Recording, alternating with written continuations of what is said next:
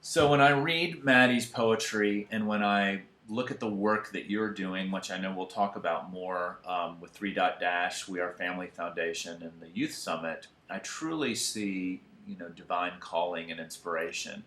Can you talk a little bit at first just about Mattie's own divine calling? When Mattie was about 4 years old, I mean, he started writing, or creating. He didn't actually handwrite till he was four, but he would speak into a tape recorder. He'd say, "Mommy, write this down for me." And he could read by age 3. So when I wrote it down and he would proofread it, if I had written a word down wrong, he'd say, "No, no, no, Mommy, that's not what I said." So he was really creating all of his own material by age 3. Um, when he was 4, he said something to me, and we were having a little conversation, and I went to answer, and he said, "No, wait just a minute, wait just a minute," and he kind of bowed his head, and then he looked up and put his hands out, like this, and he said, "Can you write this down?" And I said, "Write what down?" And he said, "No, give me a tape recorder, because this one's really tough." And I said, "What's tough?" And he said, "Well, God just put a message in my heart, and it's my job to shape that message with words so that the world can hear what God needs them to hear. I have a message from God." So I give him a tape recorder, and he wrote, he was about 4 and a half, I think, at the time, a poem called The Church Ride, which to this day, I don't know where it came from. I couldn't have written this poem at age 40 or 50. And then I said, "Mattie, you said God put this message in your heart. So what does God's voice sound like? Because I'm wondering, should I get a psychiatrist? Is my son hearing voices?" It did scare me. And, he said, "Oh, Mommy, God doesn't talk like this to me. Okay, that's why he needs messengers." Yes. He said, "God puts the message in my heart. I shape it with words." He said, "Everybody's got a reason for being. My reason is a messenger."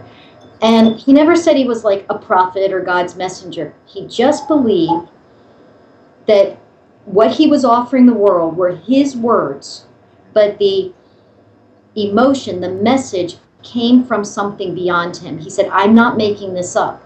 I'm simply shaping words around what I'm hearing in my heart, and it's not coming from my mind, it's coming from outside of me." Yeah. And so I didn't understand this. I believed he believed it. I have to be honest, I really thought that my kid just had a really good moral conscience and attributed to something beyond him these lovely messages. I kind of thought I was being a good parent, teaching him right from wrong and to rely on virtues even when life hurts. Um, it really was in his final year of life, and I write about this in the Messenger book, when I began to realize not only does he truly believe this is coming from somewhere beyond, that I began to think, oh my gosh, he really knows things that I don't know where he's getting this information.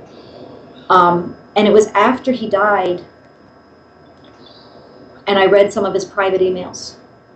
I didn't see what he was working on with Jimmy Carter for the Just Peace book. He's 12 and 13. 12 and 13-year-olds don't say, "Mommy, look what I wrote." That's 3 and 4-year-old. When I read what he had written and sent to Jimmy Carter, when I read his private emails, when I looked at poetry that he had never shown me before,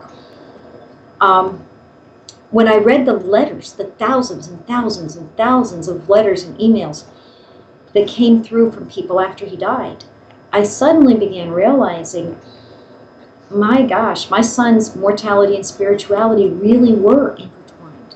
He really was speaking from the spirit rather than from intellect.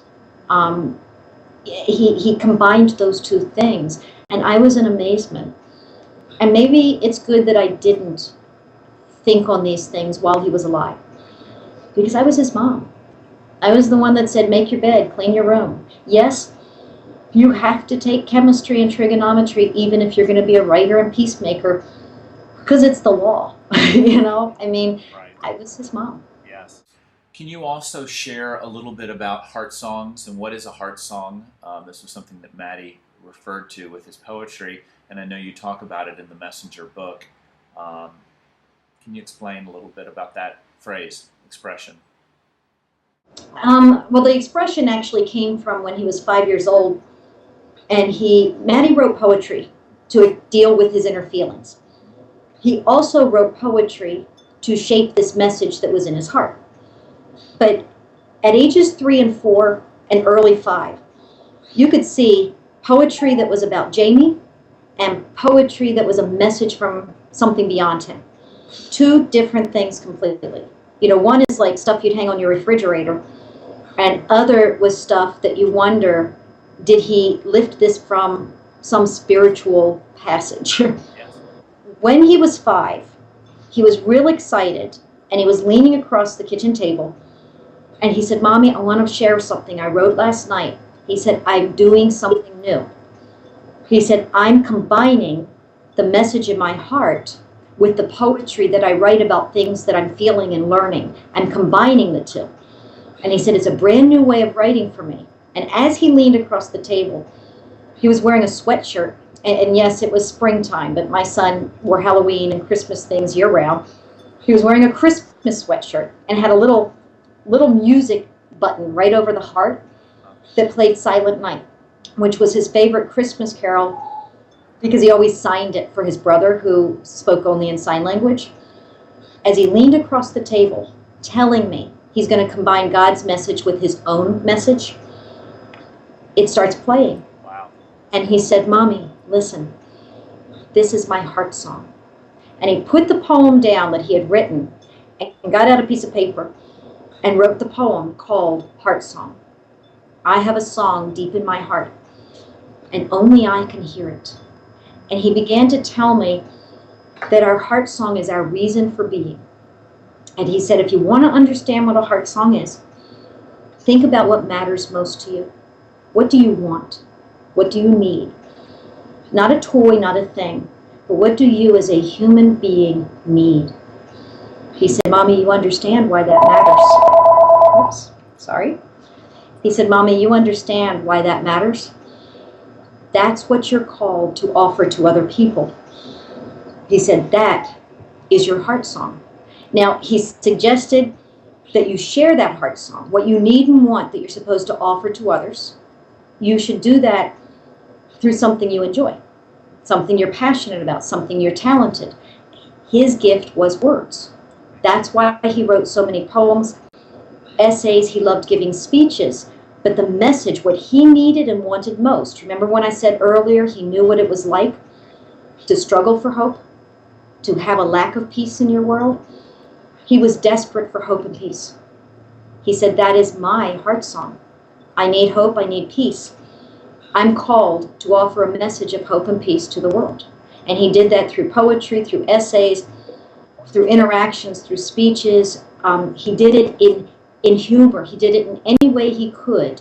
And he said that's what a heart song is, not a poem.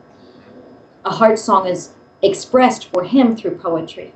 For you, it might be through your website. It might be dancing. It might be cooking. There's all different ways to share it. Yeah. It's not a poem. It's almost like a truth. It's your truth. You know, I've said this to many people. I really believe that my son simply offered the universal truth, the universal message of love